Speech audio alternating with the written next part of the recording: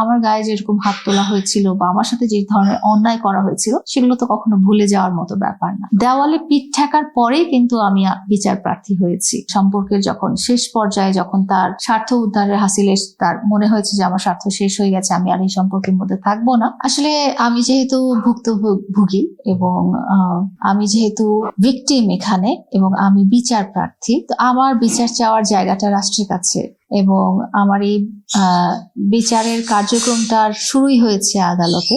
তো এখানে আমাকে যেতেই হবে, জায়গাটা আমার ভালো লাগুক আর না লাগুক। আমি ন্যায় বিচারের আশাতেই আদালতে গিয়েছি। বছরের প্রথম দিনটা আসলে কেউ আদালতে যেতে চায় না, বা যেহেতু আমাদের একটা ডেট পড়ে গিয়েছে এবং আদালতের প্রতি সম্মানপূর্বক আমি যেটাতে হাজির ছিলাম। আমি রাষ্ট্রের কাছে অভিযোগ করেছিলাম এবং রাষ্ট্র সেটা আমলে নিয়ে রাষ্ট্র ভার্সেস ওনার একটা মামলা হয়েছে, যে সবগুলো মামলায় রাষ্ট্রীয় মামলা হয়েছে। এবং যেহেতু চার্জশিট এসেছে, যেহেতু চার্জ ফ্রেম হয়েছে, যেহেতু বিচার শুরুর আদেশ হয়েছে, প্রতিটা মামলায় কোনো না কোনো ফলাফল তো একটা আসবে এবং আমি খুব আশাবাদী এবং আমি বাংলাদেশ সরকার এবং বাংলাদেশের আইনের প্রতি খুবই শ্রদ্ধাশীল এবং আশাবাদী যে আমি ন্যায় বিচার পাবো ইনশাল্লাহ। প্রথমত হচ্ছে যে আমরা দুজনই মিডিয়া কর্মী এবং আমাদের পদাচরণার ক্ষেত্রটা একই।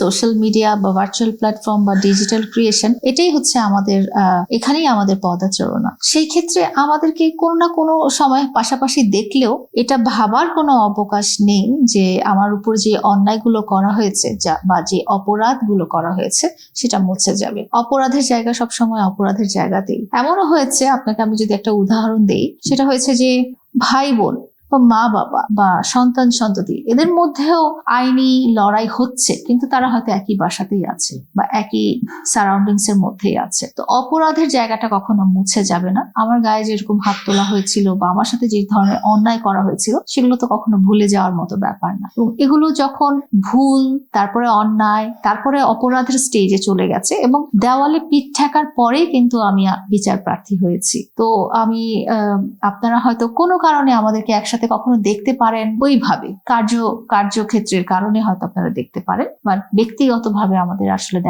একসাথে দেখার কোনো সুযোগ আর নেই।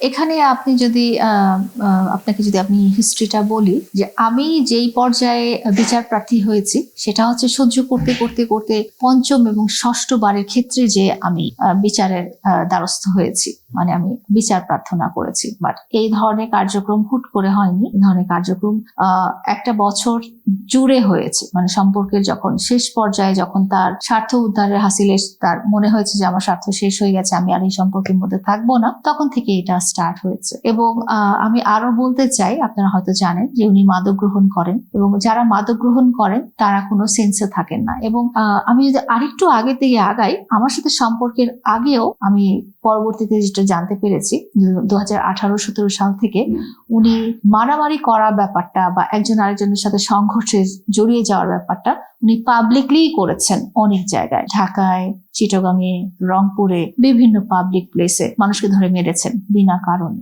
তো যে ব্যক্তিটা মাদক গ্রহণ করে থাকেন, মাদক আসক্ত, তার কাছে আমি আসলে ভালো কিছু আশা, যতই যাই হোক না কেন, এন্ড অফ দ্য ডেতে উনি যদি মাদক থেকে বের হয়ে আসতে না পারেন, ওনার মধ্যে এই ধরনের টেন্ডেন্সি থাকবেই।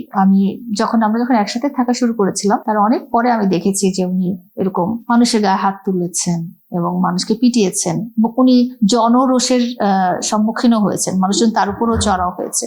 এবং কিছুদিন আগেও আপনারা হয়তো দেখবেন যে উনি একটা যখন অ্যাক্সিডেন্ট করেছিলেন বনানীতে, তখনও কিন্তু জনরোষের মধ্যেই পড়েছিলেন, জনগণের আক্রোশের মধ্যেই পড়েছিলেন, বিকজ উনি মাদকাসক্ত ছিলেন। তো এটাই বলতে চাই যে আমার সাথে ঘটে যাওয়া ঘটনাটা আপনাদের চোখে পড়েছে অনেক দিন পরে, তার আগে থেকে এগুলো শুরু হয়েছিল।